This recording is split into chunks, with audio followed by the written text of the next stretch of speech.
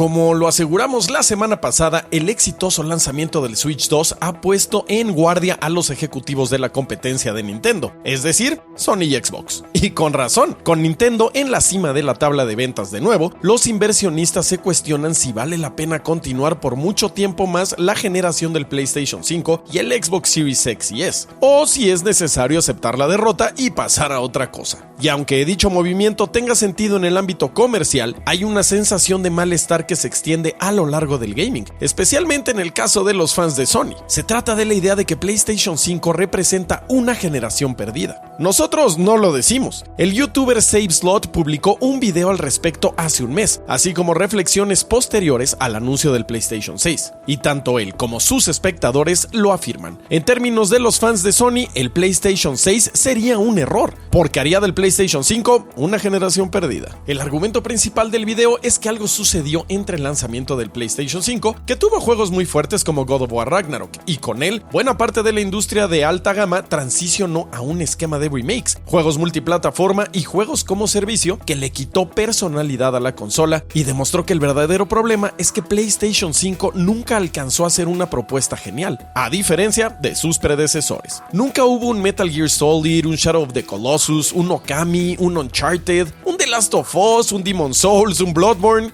semejante a una sequía. Después de un lanzamiento bastante sólido, la consola fue perdiendo personalidad y carácter con decenas de multiplataformas, juegos como servicios y desastres como Concord. Y hay muchos presuntos culpables en la lista. El primer gran culpable de la situación fue el COVID-19. Aunque ninguno de nosotros quiere recordar el horrible periodo de la pandemia, el evento alteró el curso natural de las cosas en muchos aspectos, y uno de ellos fue la industria de los videojuegos y sus ciclos. El COVID-19 creó una disrupción en la industria de los chips, lo que provocó escasez de consolas y creó una burbuja en torno a los juegos que ya eran exitosos, en particular los juegos como servicio, como Fortnite. Esto creó la falsa impresión de que la industria era mucho más sustentable de lo que era. Infló un poco las ventas del Switch, que era la única consola bien surtida en el mercado, y esto deprimió el desarrollo para las consolas de alta potencia. PlayStation 5 quedó relegada. Mucha gente no pudo adquirir la consola durante los 2 años posteriores a su lanzamiento. Durante una ventana de otros 2 años fue la más vendida y superó al Switch, pero después volvió a quedar detrás del Switch 2. Y por supuesto, del tamaño de una plataforma depende el ecosistema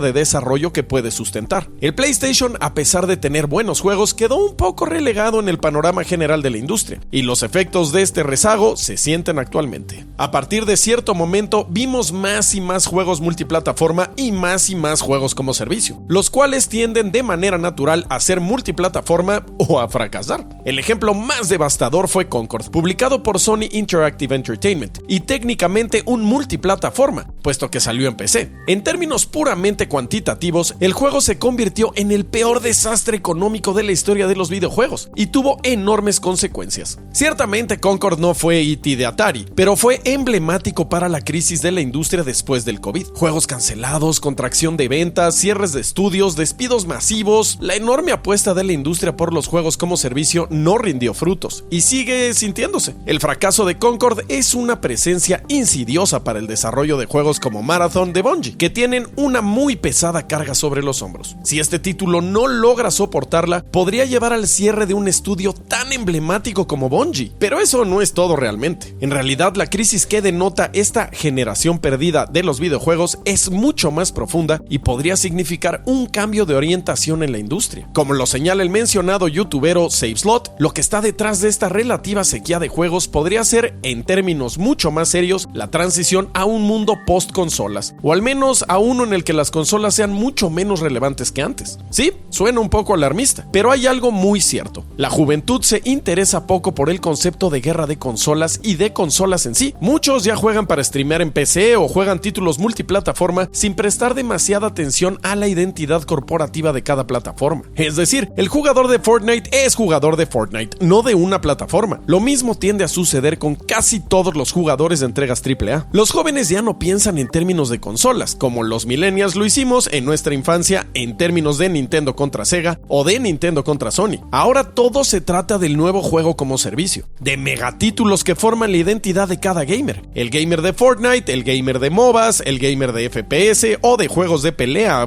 etc. Con una sequía de grandes proyectos que den identidad a las consolas como Metal Gear Solid o Halo en su época, las consolas están destinadas a ser parte de un ecosistema de plataformas, en donde acceder a juegos es algo multipantalla, como Xbox lo ha anticipado. En general, el sentimiento de una generación perdida no se refiere a que faltan exclusivas. Muchas fueron exclusivas temporales como Stellar Blade y Final Fantasy VII Remake. Otras no fueron la gran cosa, como Ratchet & Clank, y otras ganaron GOTYs, pero sin duda no representan el potencial de la consola como Astrobot. Unas fueron remakes como los de The Last of Us y Demon's Souls, y justamente las pocas exclusivas propias y que aprovecharon todo el potencial de la consola en su momento como God of War Ragnarok, fueron tan escasas que nos preguntamos, ¿cuál es el verdadero legado de PlayStation 5? Si Sony no logra darle seguimiento, ya no digamos a su fuerte lanzamiento, sino a la oferta actual, PlayStation 5 y Xbox Series X y S serán el ejemplo de la transición a un mundo donde las consolas no son identidades dentro de la industria, sino simples cajas que ofrecen a cierto mercado